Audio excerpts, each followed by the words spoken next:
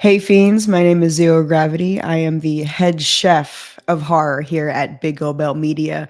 And today I hope you're hungry because I've got some more Fantastic Fest coverage for you all. So as of October 3rd, you all can check out Blumhouse's latest House of Spoils at home on Prime Video. Before that, the film just made its premiere at Fantastic Fest. So this one is a supernatural horror set in the professional kitchen.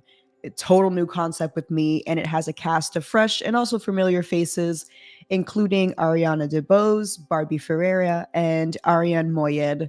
I'm already hoping that it's matched with a fun story because this is feeling pretty good to me so far. The film is both written and directed by Bridget Savage Cole and Danielle Kearney and stars Ariana DeBose as the head chef. And the synopsis, really quick, is as follows. An ambitious chef opens a restaurant on a remote estate where she battles kitchen chaos, crushing self doubts, and a haunting presence who threatens to sabotage her at every turn. Sounds pretty okay, right? Unfortunately, I think the final statement of this review is that House of Spoils suffers from unforgettable, but I also don't hate it either. My first reaction after leaving the theater was that gateway horror, I think, would be the more appropriate avenue to discuss this one. The only issue there is its R rating.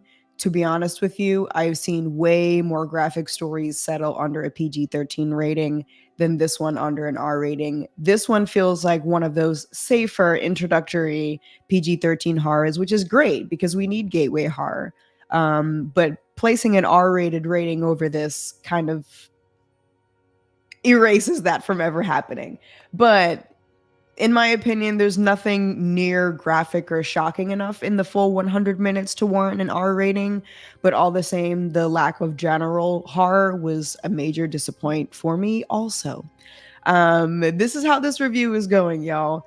There are unlimited ways to introduce fear into cinematic stories, but unfortunately, this one, House of Spoils, pretty much avoids all of them, which I feel like you kind of have to try to do because I saw a lot of potential plot avenues for this to become a revenge story, a disorienting psychological horror, or at the very extreme, give us some true culinary body horror. I have not seen that yet. And you know what? I think I would like to see it very soon. But the options are pretty much limitless for a new and fresh concept like this, which I'm sad to announce. For a new horror release to be set in a professional kitchen, House of Spoils, it just doesn't take any risks. And to be that punny guy, it has absolutely no bite to it. And the pacing of the film doesn't help either. So many strange and unexplainable happenings have been going on in the chef's kitchen for about 2/3 of the film. At its third act, it falls completely flat, jamming too much seemingly made up lore into its finale in order to draw some sort of sensible solution. But after it all, viewers to my right and left still left their screenings with questions, not the intentional kind, but the ones that stem from plot concerns. I know the story is really the only thing that I have talked about during this review, but I have to be real and give the truth that it didn't have to be this, but this cast was so strongly underutilized. Ariana DeBose's performance has great tension in the third act, but this is really the only spot in the film where her performance as an actor actually gets interesting. Barbie Ferreira, Ariane Moyed, their characters were poorly written, and in Moyed's case, it's too much of a copy paste of his other roles in his film. To be real, I fear that this man is just getting typecast over and over and over, and House of Spoils was definitely not helping that fact.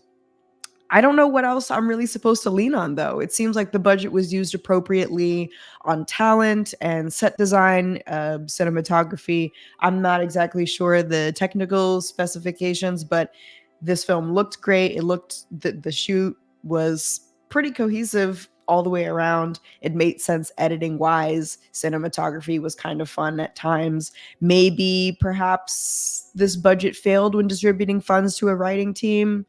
I don't know. As a large studio production, maybe House of Spoil suffered from creative suffocation. I really can't say. I really wanted to like this one, but Unfortunately, it's going to be much easier to forget this one. So I would not recommend House of Spoils. If you are curious, though, you can check it out this season on Prime Video. As always, I have been Zero Gravity. Thank you so much for watching.